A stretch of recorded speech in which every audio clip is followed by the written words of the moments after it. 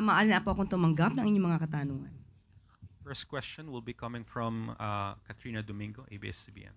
Hi, ma'am. Has the president already chosen who the next ombudsman will be? As we speak, wala pa po sa aking napaparating. Hintayin na lang po natin. Ma'am, no word yet as to when the president intends to decide on this matter, considering that it's quite important. Wala pa po dahil ang kanyang deadline ay October 25. So, pwedeng mapaaga, pwedeng on the date. So, abangan na lang po muna natin. Next question will be coming from Eden Santos, Net25. Yes, good morning po. President Marcos said, and I quote, "When I was in local government, when national government came in and it was going to do its construction, they come in, they do the project. But at some point, they come back to the local government executives and say, natapos namin yung project. I-inspectionin namin ngayon yun. Pag nakita namin hindi maganda ito, hindi tama yung ginawa ninyo, hindi ko pipirmahan yung acceptance. Pero sa kanya pong pagkadismaya, na-shock siya, itong proseso na ito ay nawala po entirely, kaya parang nagkaroon ng mga ganitong mga anomalya sa flood control projects. After 3 years po, why now lang nakita ni Pangulong Marcos yung pong pagkakatanggal ng mahalaga palang proseso po na iyon? Magandang katanungan ay kung bakit tinanggal ang proseso na ito nung nakaraang administrasyon. Ang mga nagsagawa nito ay namayagpag at yung ibang nagsagawa nito ay nag-crossover sa pamumuno ni Pangulong Marcos Jr. Same people na siya nagre-report kay dating Secretary Manny Bonoan. Ang magandang tanungin po dito ay bakit hindi na ipaalam ni Secretary Manny Bonoan ito sa Pangulo at ang Pangulo pa po ang siyang nakaalam at nakadiskubre, kaya po siya talaga pong nadismaya sa ganitong klaseng ginawa. So matagal na po ito at kung hindi pa po nadiskubre ng Pangulo, baka hanggang ngayon ay namamayagpag pa po sila. Isa lang pong follow-up, isa pang question. Sabi po ni BP Sara, wala raw sinseridad sa pag-iimbestiga sa flood control projects. Hinayaan lang nilang, parang pinapakita lang nila na kunwari may ginagawa po sila. Any comment po from the palace? May ginawa na po ba? Ang nagtapatanong niyan at nagkomento niyan. Magtrabaho po muna sila. Next question will be coming from Ace Romero, Philippine Star. Yusek, just a follow-up on the ombudsman. What do you say to the claim of Senator Amy Marcos that the president is set to appoint Justice Secretary Remulla as the next ombudsman? Tingnan po muna natin. Huwag muna pong pangunahan ang Pangulo. Marami pong pagpipilian, 7 po ang nasa shortlist. Wag pong pamunahan ni Secretary Amy. So any timeline as to when the new ombudsman will be appointed?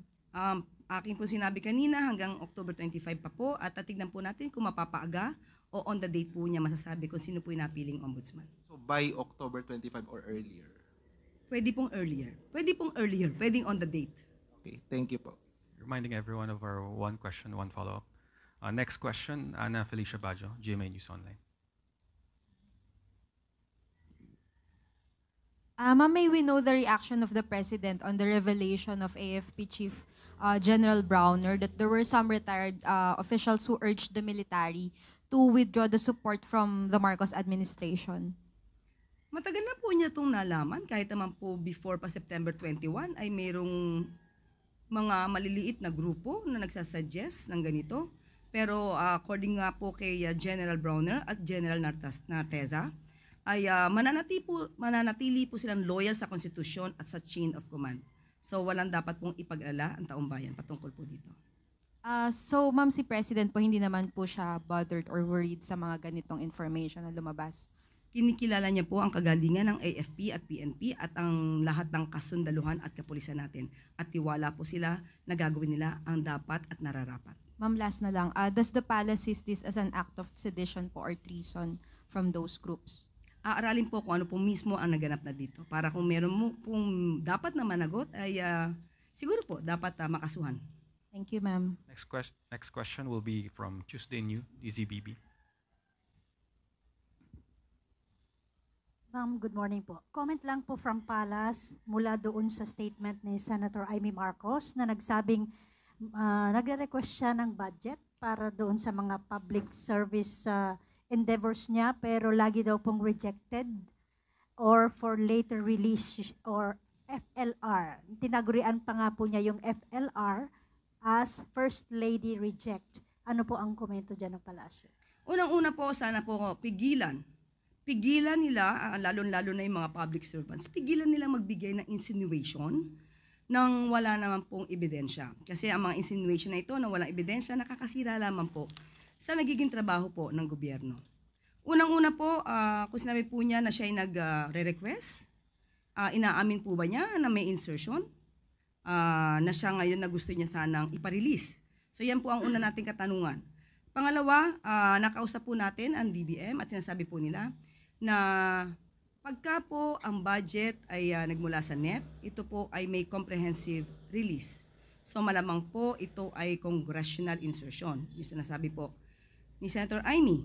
At may pinag-utos po kasi ang Pangulo para po maingatan ang budget. May mga congressional insertion na napansin o nakita na umaabot halos 797 billion pesos na ipinalagay po ng Pangulo for conditional implementation. Ibig sabihin po, hindi po ito basta-basta ma-release nang hindi po kompleto ang dokumento para po ito ma-release. According to DBM, ang proseso po dapat ay ang magre-request ay ang implementing agency through the department head or secretary. Dapat may kompletong dokumento at dumaan sa masusing evaluation. At may certification ng Bureau of Treasury na may actual excess revenues. So kapag ito po naman ay naipakita at kompleto, hindi naman po ito hahadlangan, lalo-lalo na kung ito naman po ay proyekto para sa publiko.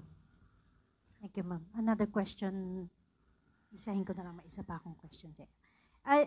I understand, ma'am, kahapon nasa PTV4 si Secretary Dave Gomez at mayroon pong reklamo yung mga empleyado ng PTV4 against a certain official po doon.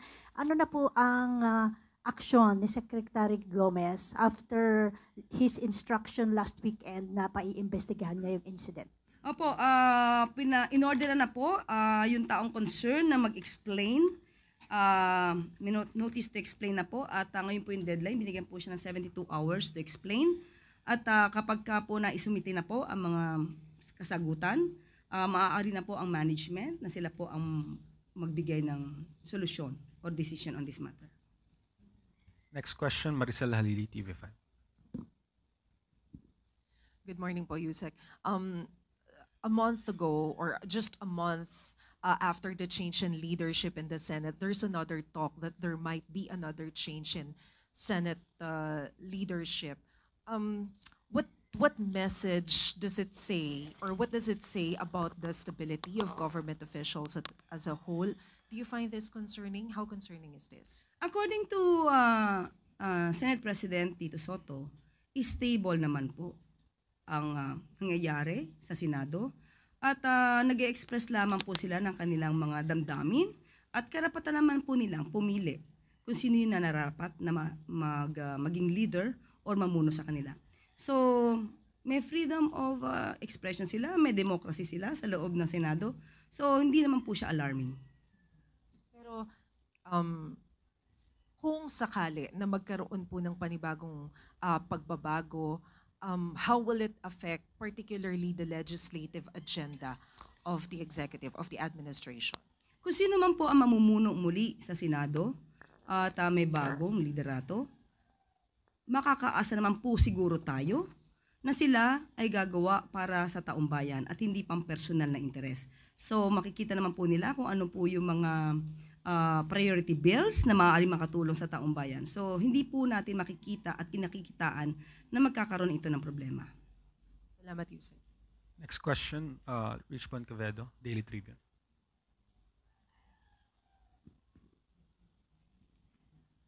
Yusek, good afternoon po. On the part of the Palace po, kumusta po yung image ng ating bansang Pilipinas in terms of potential or lined up investments from other countries who have expressed their willingness to connect with us since yung problema po natin sa corruption ay lumalalim na?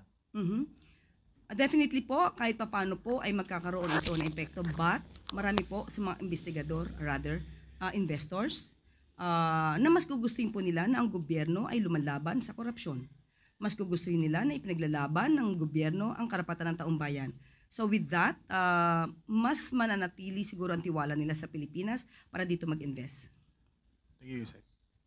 Last 3 question. Next question is from Ann Soberano, Bombo Radio. Yusek, good afternoon. Just a reaction lang from the Malacanang.